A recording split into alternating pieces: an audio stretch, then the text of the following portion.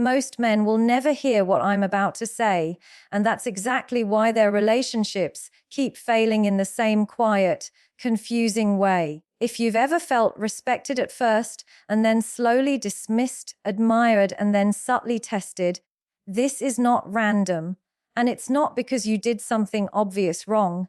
There is a psychological process happening beneath the surface, and once you see it, you can't unsee it. Women don't test men the way most people think. There are no games, no scripts, no tricks. The tests that matter happen in moments that feel normal.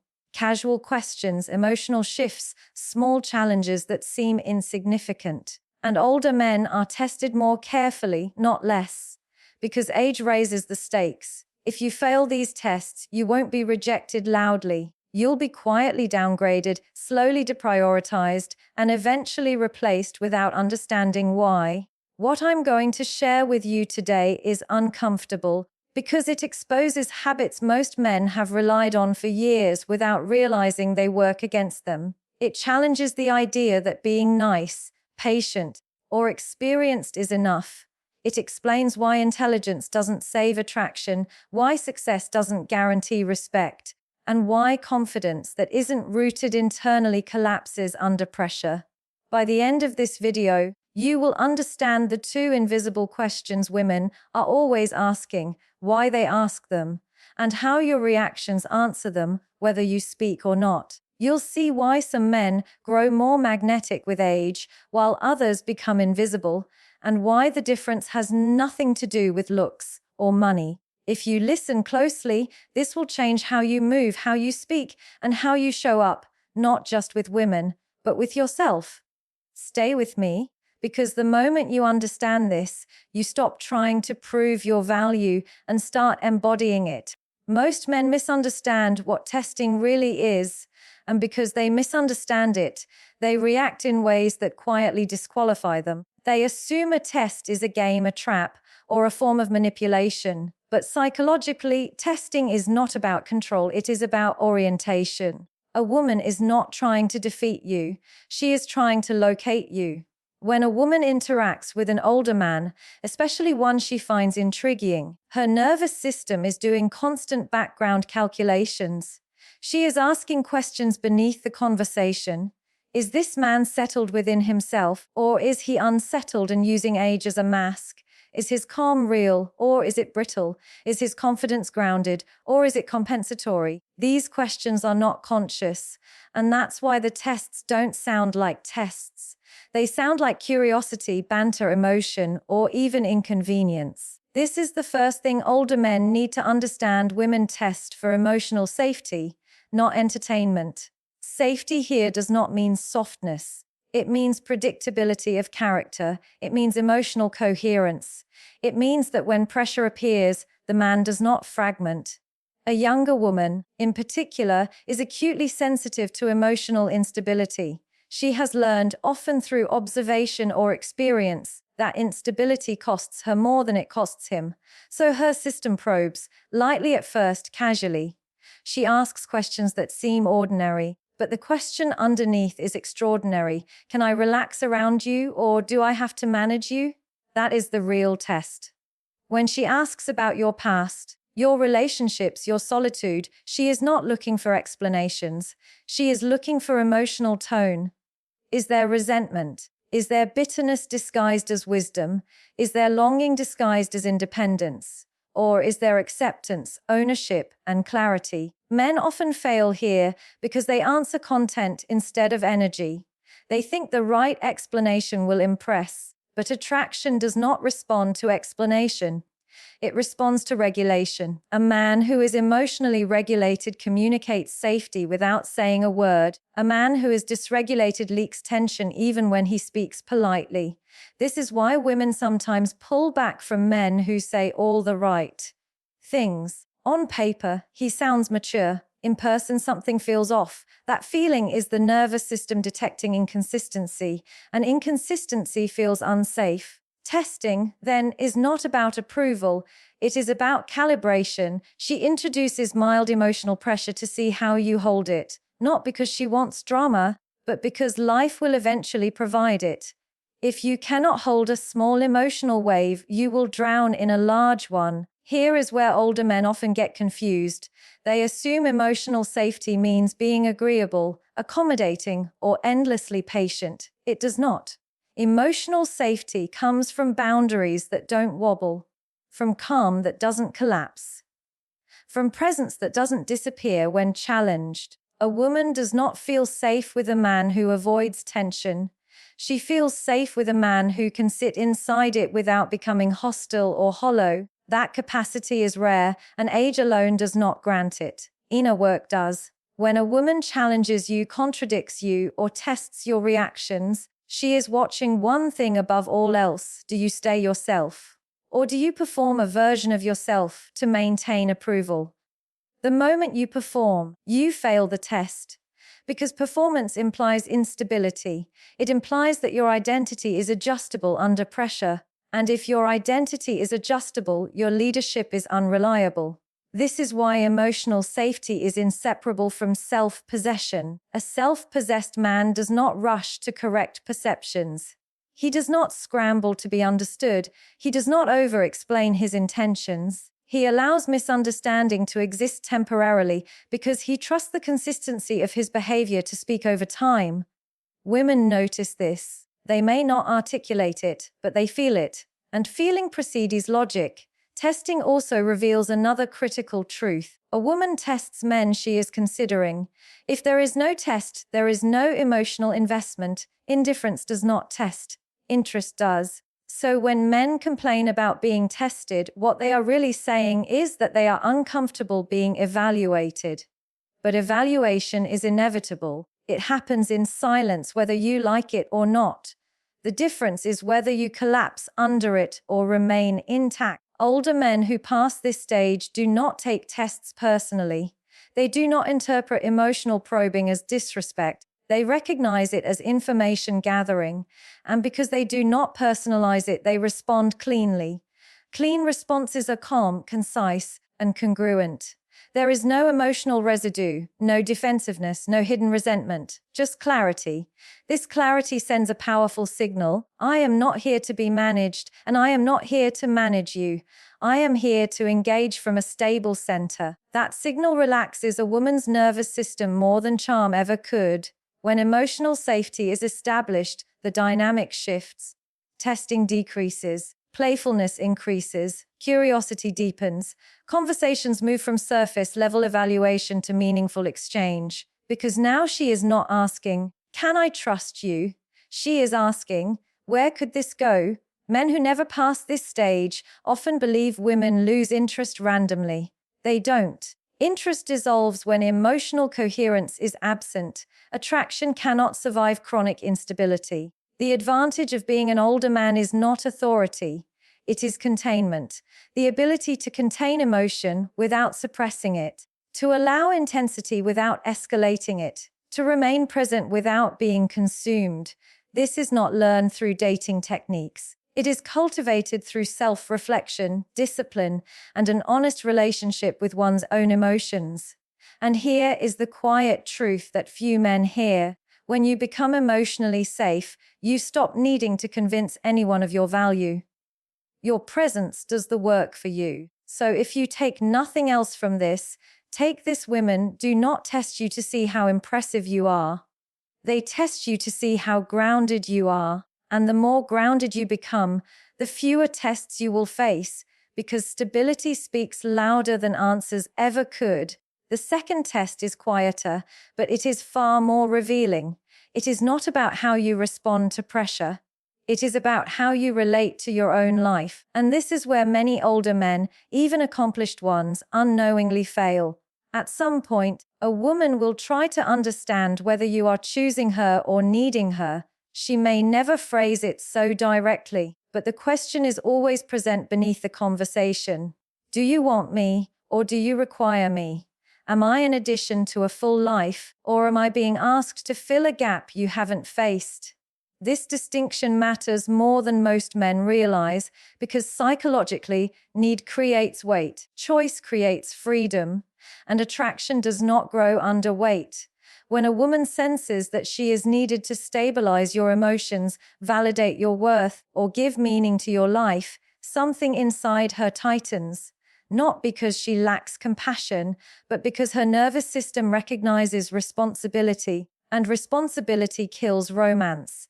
Men often confuse honesty with emotional exposure. They believe that revealing loneliness, regret, or longing will create intimacy. But premature exposure without self-integration does the opposite. It signals unresolved dependence. It tells her that she is being invited not into a partnership, but into a repair job.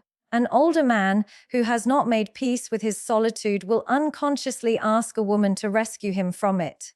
And women feel this immediately, even if they cannot explain why. The tone shifts, the attraction cools, the dynamic becomes cautious. The test shows up in ordinary questions. Why are you single? Don't you get lonely? Don't you want someone by now?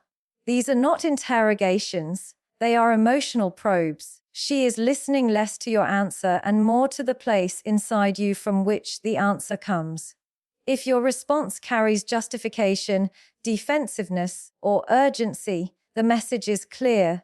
You are trying to prove something, and a man who needs to prove is a man who is not settled. But when your response comes from ownership, from clarity, from comfort with your own path, the effect is profound. It communicates that you are not waiting to be completed. You are already whole. This does not mean being detached or indifferent. It means being rooted. There is a difference between wanting connection and needing it for survival. One is human. The other is destabilizing. Women are not drawn to men who need them to feel alive. They are drawn to men who are alive and choose to share that life. Choice changes the entire dynamic. When a woman feels chosen, not required, she relaxes. She can be herself without carrying your emotional load. She can explore attraction without fearing obligation, and that freedom creates desire. Older men sometimes believe that age itself signals choice. They assume that because they have options or experience, neediness is invisible. It is not. Neediness is not about circumstance. It is about orientation. A man can be successful, respected, and still emotionally dependent. This test exposes whether you have built a life you genuinely enjoy, or merely one you tolerate while waiting for someone to arrive. A woman senses this instantly. She senses whether your routines energize you or drain you, whether your solitude nourishes you or haunts you. And here is the uncomfortable truth. If your life feels empty to you, it will feel heavy to her. Choice requires something most people avoid: being okay with not being chosen. A man who is truly choosing does not fear walking away, not because he is cold, but because he respects himself. That self-respect is magnetic. When you can say internally, I want you, but I do not need you to be okay, you become emotionally sovereign. And emotional sovereignty is deeply attractive. This is why men who rush commitment, reassurance, or exclusivity often sabotage attraction. They are trying to secure relief rather than build connection, and women feel the difference. A man who chooses does not hurry. He does not cling. He allows things to unfold. He is present, but not attached to outcome. That presence without grasping creates space, and space is where attraction breathes. Philosophically, this is about responsibility. Have you taken responsibility for your happiness, your meaning, your direction? Or are you outsourcing it to a future relationship? No woman wants to inherit a man's unresolved life. She wants to join a life already in motion. When she asks about your future, your habits, your passions, she is scanning for momentum, not ambition for status, but commitment to growth. Is this a man who is still becoming, or one who has stopped and is waiting? Choice signals movement. Need signals stagnation. Older men who understand this stop trying to impress. They stop listing achievements. They stop framing themselves as valuable. They simply live in alignment with what matters to them, and alignment speaks louder than credentials. This test also reveals something deeper. When you choose a woman, you choose her specifically, not women generally. Need collapses individuality. Choice sharpens it. She feels seen, not substituted, and that is where real intimacy begins. The paradox is that the more complete you are on your own, the more capable you become of genuine connection. Independence does not kill intimacy. It makes it possible. So when this test appears, don't answer it with words. Answer it with the life you've built, with the calm in your voice, with the absence of urgency in your presence. Let her feel that she is being invited into something meaningful, not asked to save something broken. And remember this, because it changes everything. The strongest position in any relationship is not being needed, but being chosen. When you live from that place, attraction becomes a response, not a pursuit. The third test is the one most men misunderstand completely, and because they misunderstand it, they react in ways that quietly undo everything they have built. This test is not about logic, intelligence, or even confidence. It is about emotional leadership under pressure, and pressure, in this context, does not arrive politely. At some point, a woman will introduce emotional friction. She may disagree with you sharply. She may question your decisions. She may become distant without explanation, emotional without warning, or challenging in tone. Sometimes it looks like mood swings. Sometimes it looks like resistance. Sometimes it looks like provocation. But underneath all of it is one silent question: can you hold your center when I don't hold mine? Most men think this is about patience. It isn't. Patience can be passive.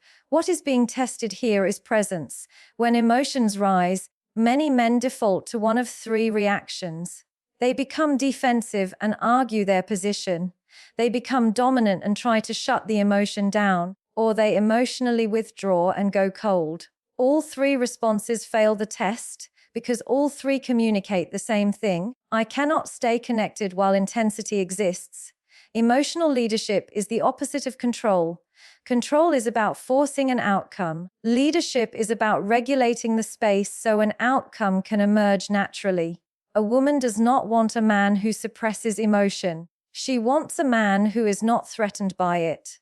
This is where older men either separate themselves from the crowd or quietly disqualify themselves. Age does not automatically grant emotional mastery. If anything, unresolved patterns become more rigid with time. So when emotional pressure arrives, whatever is unintegrated comes to the surface. A woman watches carefully in these moments, not with judgment but with instinct. Does he escalate when challenged? Does he shrink when confronted? Does he lose access to himself when things get uncomfortable?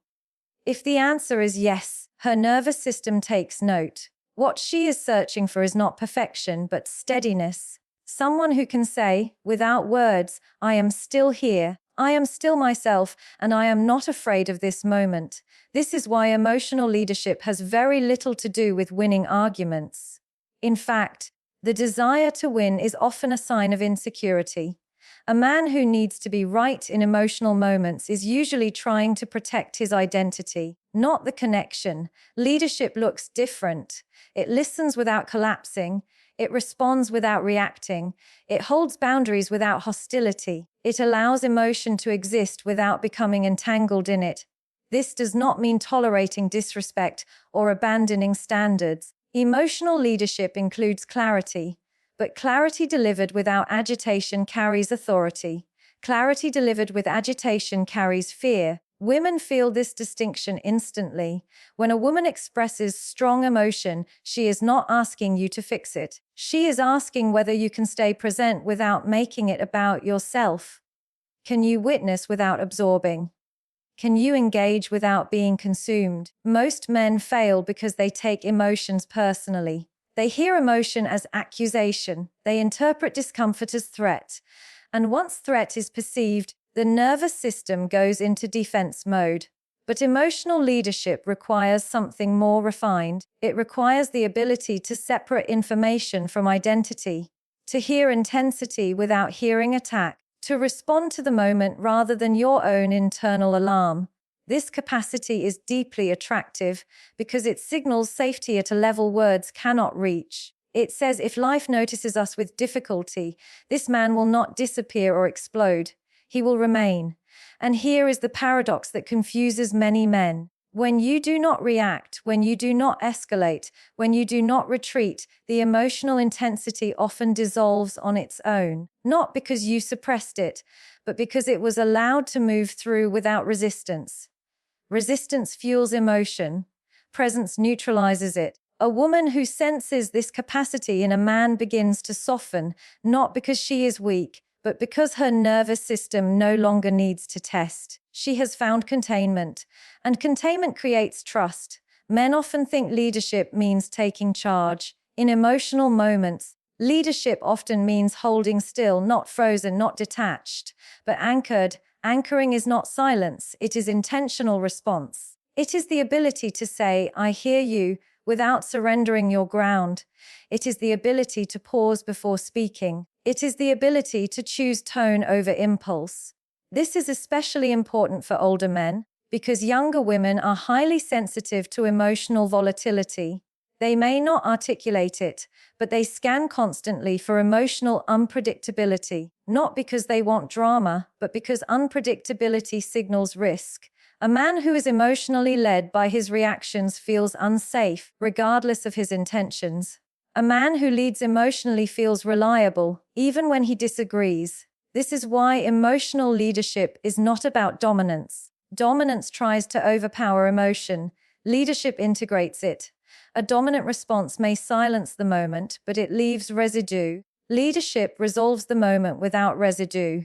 And women remember residue.